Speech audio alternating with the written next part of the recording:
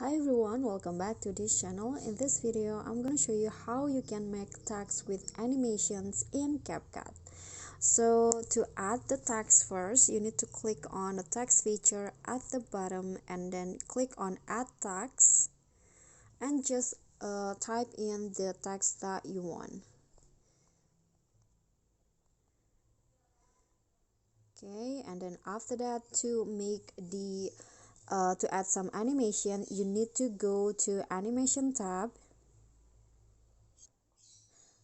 Then in here there are three options: in, out, and also loop. You can just choose which one of the uh, animations that you want to use to your video and you think fits into the video. You can just choose.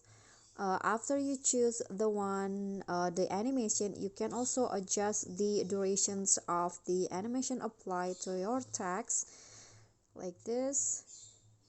Then when you're done, just click on a check icon and then reposition your text if you want. You can also adjust the size like this, and to have a preview you can just play the video like that. Okay, so that's all for me. Thank you guys so much for watching. If you enjoyed the video, please give me a like and smash the subscribe button down there, and also remember to leave a comment, and last, please click on the thanks below. I will really appreciate that. That's it for me today. See you guys next time.